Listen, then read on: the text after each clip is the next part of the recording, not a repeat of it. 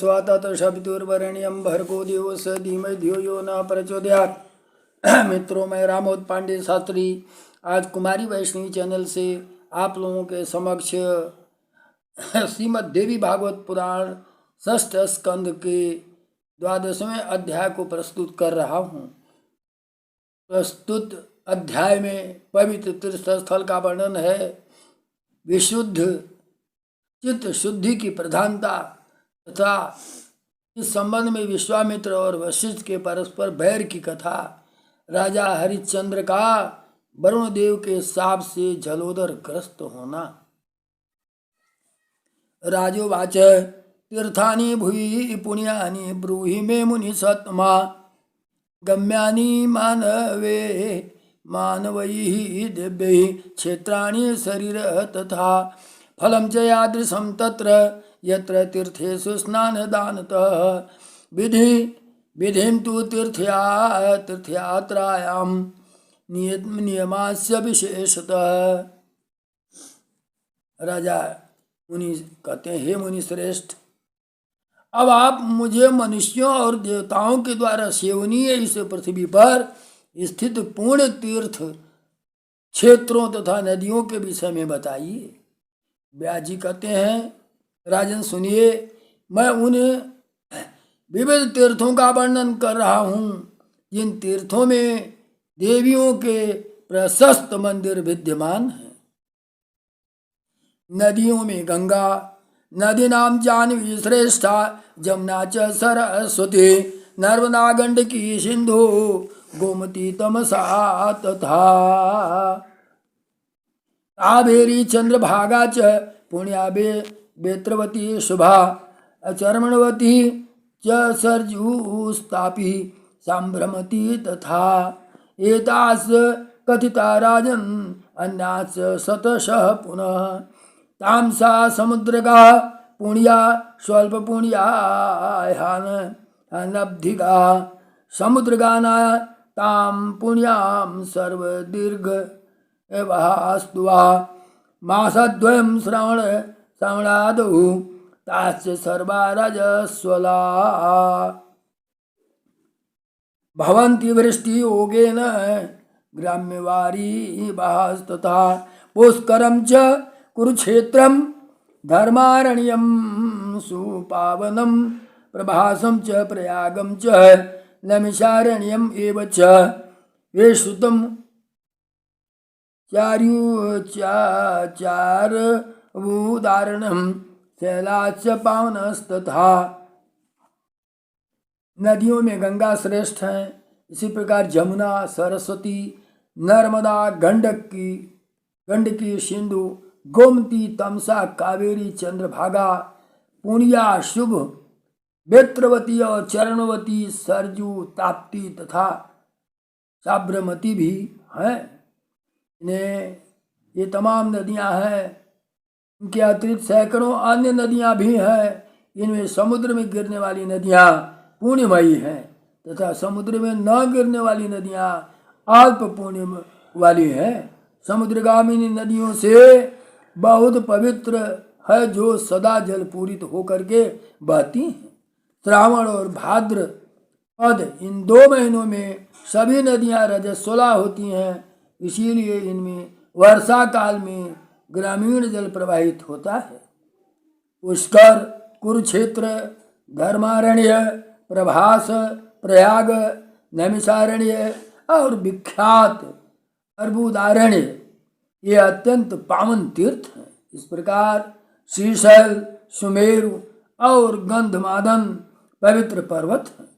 सरोवर में सर्वविख्यात मानसरोवर श्रेष्ठ बिंदुसर और पवित्र अच्छोद सरोवर पुण्य सरोवर है। इसी प्रकार शुद्ध मन वाले मुनियों के आश्रम भी पुण्य स्थल है।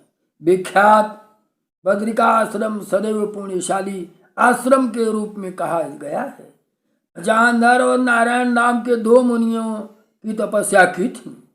ऐसे ही वामनाश्रम और सतयुपाश्रम भी विख्यात है। जिस ऋषि ने जहाँ तपस्या की वह आश्रम उसी के नाम से प्रसिद्ध हो गया। वामनाश्रम आख्यातम सतयुषाश्रम तथा जेन यत्र तपस्तप्तम तस्य नामना इति विश्रुतः। हे राजन, जिस प्रकार इस भूपत पर, इस पृथ्वी पर असंख्य पवित्र पुण्य स्थल हैं जो मुनियों द्वारा पवित्र कहे गए हैं, इन सभी स्थानों में देवी के मंदिर है जो दर्शन कर लेने मात्र से पाप का हरण करते हैं। आप बहुत से भक्त नियम पूर्वक वास करते हैं। उस कतिपय स्थानों का वर्णन आगे मैं आपसे बता रहा हूँ। तीर्थ, दान, व्रत, यज्ञ, तपस्या और सभी पुण्य कर्म शुद्धि सापेक्ष हैं। द्रव्य शुद्धि, क्रिया शुद्धि और मानसिक शुद्धि के आधार पर ही तीर्थ, तप और व्रत पवित्र होते हैं। कभी द्रव्य शुद्धि तो कभी क्रिया शुद्धि हो जाती है, लेकिन हे राजन, मानसिक शुद्धि सबके लिए सदा ही दुर्लभ होती है, क्योंकि हे नृप, मन बड़ा चंचल है और सदैव विषयों में भटकता रहता है। तब हे राजन, विविध विषयों के आश्रित रहने वाले मन कैसे शुद्ध हो सकते हैं? काम, क्रोध, लोभ, अहंकार तथा मद, ये सभी तपस्या, तीर्थ सेवन और व्रतों में विघ्नकारी होते हैं। अहिंसा, सत्य, अस्तेय, शौच, इंद्रिय निग्रह और अपने धर्म का पालन समस्त तीर्थों का फल प्रदान करते हैं। नित्य कर्म के परित्याग और मार्ग में संसर्ग दोष से तीर्थ में जाना व्यर्थ हो जाता है, केवल पापी लगता है। राजन, तीर्थ तो केवल शरीर जन्य मल को ही धोते हैं, ये अंतःकरण को धोने में समर्थ नहीं है।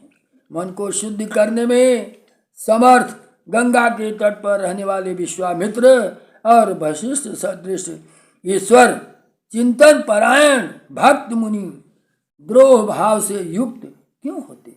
इस प्रकार तीर्थों में रहने वाले लोग भी सदैव राग और द्वेष परायण तथा काम क्रोध से व्याकुल रहते हैं। यह योगात ज्ञानिष्ठ पुरुष का सत्संग प्राप्त हो जाता है। बहुत घूमने टहलने पर शायद कोई एक ऐसा ज्ञानिष्ठ आपको मुनि मिल जाए।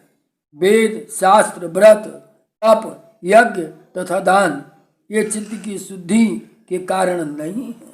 चित्त की शुद्धि का कारण ब्रह्मा जी के पुत्र वशिष्ठ वेद विद्या में पारंगत थे और गंगा जी के तट पर रहते थे, फिर भी वे राग द्वेष से युक्त हो गए। विश्वामित्र और वशिष्ठ के मध्य देवताओं को भी विस्मय में डाल देने वाला आर्यवक नामक महायुद्ध हुआ, जो द्वेष के कारण व्यर्थ ही हुआ था। उस युद्ध में परम तपस्वी विश्वामित्र भक्त हुए थे। उन्हें वशिष्ठ के हरिश्चंद्र के कारण शाप दे दिया था। विश्वामित्र ने भी वशिष्ठ को शाप दे दिया, आर्य पक्षी के देह वाला बना दिया। इस प्रकार निर्मल कांति वाले वे दोनों मुनि शाप के कारण आर्य और बक पक्षी के रूप में हो गए।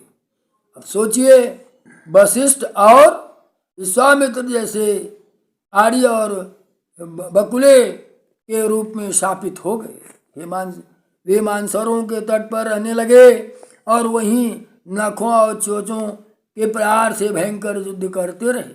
वे दोनों ऋषि मनोन्मत्त सिंहों के समान रोष युक्त होकर के 10,000 वर्षों तक आपस में युद्ध किया। सोचिए, विश्वामित्र और वशिष्ठ का युद्ध पक्षियों के रूप में 10,000 वर्ष तक चला। श्रेष्ठ तपस्वी धर्मपरायण वे दोनों मुनि श्रेष्ठ किस कारण परस्पर बैरपरायण हुए? उन दोनों बुद्धिमान ऋषियों ने इस कारण से एक दूसरे को शाप दिया, जो मनुष्य के लिए कष्टकारक और दुखदायक सिद्ध हुआ। पूर्व काल में विश्ववंश में त्रिशंकु के पुत्र हरिश्चंद्र नामक एक श्रेष्ठ राजा हुए, जो रामचंद्र के पूर्वज थे। वे राजर्षि संतानहीन थे, अतः पुत्र की कामना से वरुण देव की प्रसन्नता के लिए उन्होंने नरमेध नामक दुष्कर महायज्ञ करने की प्रतिज्ञा की। उस यज्ञ का व्रत लेने से वरुण देव उन पर प्रसन्न हो गए और राजा की परम रूपवती भार्या ने गर्भ धारण किया। रानी को गर्भवती देखकर राजा प्रसन्न हुए और उन्होंने विधि पूर्वक गर्भ को संस्कारित करने वाला कर्म करना प्रारंभ किया। हे राजन, रानी ने समस्त शुभ लक्षणों से संपन्न पुत्र को जन्म दिया। पुत्र के उत्पन्न होने पर राजा बहुत प्रसन्न हुए। उन्होंने जातक कर्म और संस्कार की उत्तम विधि संपन्न की। ब्राह्मणों को विशेष रूप से स्वर्ण और अश्विनी गवें प्रदान किया। दान दक्षिणा खूब ब्राह्मणों को दिया। ये महाराज, जब घर में जन्म उत्सव धूमधाम मनाया जा रहा है, उसी समय ब्राह्मण का वेश धारण करके वरुण देव आए। आसन प्रदान करके राजा ने विधि पूर्वक उनकी पूजा की। आगमन के विषय में पूछे जाने पर मैं वरुण हूँ, यह वाक्य उन्होंने राजा से कहा। हे राजेंद्र, जैसा आपने संकल्प किया था, अब अपने पुत्र की बलि पशु बनाकर परम पवित्र यज्ञ कीजिए और सत्यवादी बनिए। अब सोचिए कि पुत्र को ही बलि देने की बात करने लगे वरुण देव। उनकी यह बात सुनकर राजा व्यथा से व्याकुल तथा विवल हो गए। पुनः अपने मनोव्यथा को शांत करके उन्होंने श्रद्धापूर्वक हाथ जोड़कर वरुण देव से कहा, हे स्वामिन, मैंने जिस यज्ञ का संकल्प किया उस यज्ञ में विधि पूर्वक करूंगा और सत्यवादी होऊंगा। सूर्यश्रेष्ठ, 1 माह पूर्ण होने पर मेरी धर्म पत्नी जनना शौच से सिद्ध हो जाएगी। पत्नी के सिद्ध हो जाने पर मैं उस पशु यज्ञ को करूंगा। व्यास जी बोले, राजा के यह कहने पर वरुण देव अपने घर चले गए, पर राजा संतुष्ट हो गए। किंतु कुछ चिंतातुर भी रहने लगे। 1 माह पूर्ण होने पर वरुण देव सुंदर और मृदुभाषी ब्राह्मण का वेश बना करके परीक्षा लेने के लिए पुनः राजमहल में आ गए। अब सम्यक रूप से पूजित होकर के सुखदायी आसन पर विराजमान उन सूर्य श्रेष्ठ वरुण से राजा ने विनय पूर्वक उद्देश्य परक बात पूछी। स्वामिन, पुत्र तो अभी संस्कार रहित है, उसे यूप में कैसे बांधूं? संस्कार करके उसे क्षत्रिय बनाकर मैं उस उत्तम यज्ञ को संपन्न करूंगा। हे देव, संस्कारहीन बालक का ही कहीं भी अधिकार नहीं होता, अतः यदि मुझ पर दया करें तो मुझे अपना सेवक और दीन जानकर कुछ समय और दे दीजिए। वरुण बोले, हे राजन, आप समय को आगे बढ़ाकर धोखा दे रहे हैं। निसंतान होने के कारण आपका पुत्र स्नेह छोड़ना दुष्कर है, इसे मैं जानता हूँ। हे राजेंद्र, आपकी मधुर वाणी सुनकर मैं घर जा रहा हूँ। कुछ समय तक प्रतीक्षा करके मैं पुनः आपके पास आ जाऊंगा। उस समय आपको अपनी बात को सत्य सिद्ध करना होगा, अन्यथा मैं क्रुद्ध होकर आपको शाप दे दूंगा। राजा साहब क्या कहते हैं?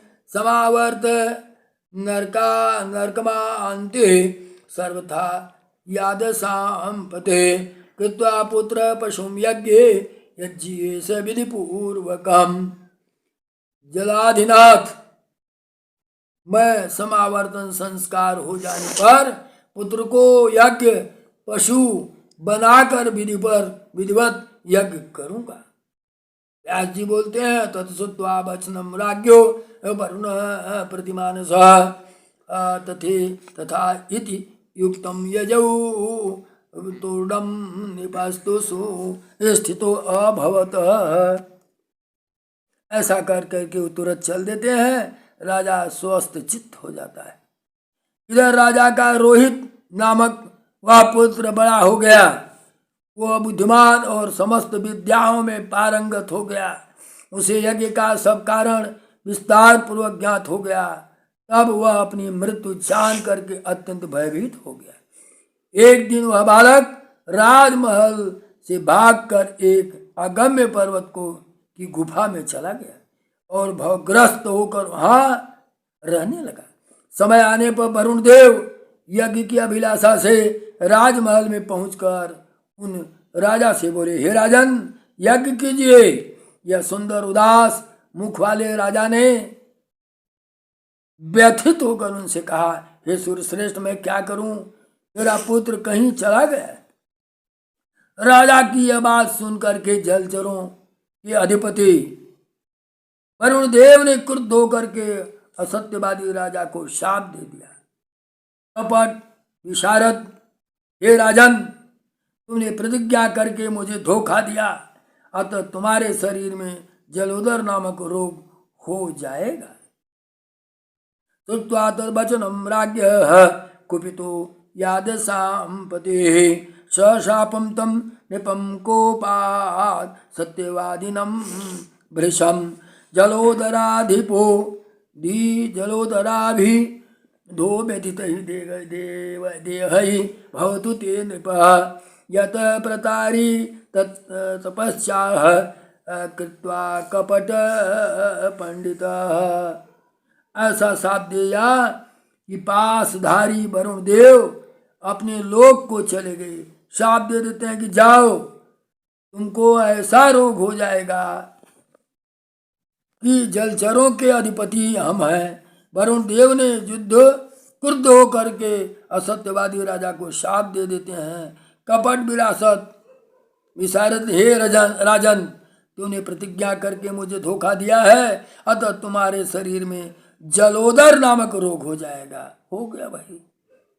जब सापजन्य रोग से राजा बहुत व्यथित हो गए, तब उनके पुत्र ने भी पिता के रोग पीड़ित होने की बात सुनी। किसी पथिक ने उनसे कहा, हे राजपुत्र, शाप के कारण जलोदर रोग से ग्रस्त तुम्हारे पिता बहुत अधिक दुखित है। विनिष्टम जीवितम ते अद्य वृथा जातस्य दुर्मतेः यत्यक्त्वा पितरं दुःखस्थं प्राप्तो अस्मि गिरि गह्वरम्। हे दुर्बुद्धे, तुम्हारा जीवन नष्ट हो गया, तुम्हारा जन्म लेना व्यर्थ है, क्योंकि तुम अपने पिता को दुखी अवस्था में छोड़कर पर्वत की गुफाओं में छिपे हो। हे कुपुत्र, तुम्हारे इस शरीर से तुम्हारे जन्म लेने का क्या लाभ है, जो तुम अपने पिता को ही दुखी करके यहाँ रह रहे हो। राजा हरिश्चंद्र तुम्हारे लिए दुखी और व्याधि से पीड़ित हो करके विलाप कर रहे हैं। पिता के लिए सतपुत्र को प्राणों तक का त्याग कर देना चाहिए, यह सिद्धांत है। तब पथिक की इस धर्म संगत बात सुन करके जैसे ही रोहित ने पीड़ाग्रस्त अपने पिता के देखने के लिए जाने का विचार किया, वैसे ही ब्राह्मण का रूप धारण करके इंद्र वहां आ पहुंचा। हे भरत, उन्होंने दयालु की भांति एकांत में हित की बात यह कह डाली। राजकुमार, तुम मूर्ख हो जो वहां जाने का व्यर्थ विचार कर रहे हो। तुम नहीं जानते कि तुम्हारे पिता तुम्हारे लिए क्यों दुखी है। मूर्खो असि राजपुत्र त्वं गमनाय मतिं वृथा करोसि पितरं त्वद्य न जानासि व्यथायुतम्।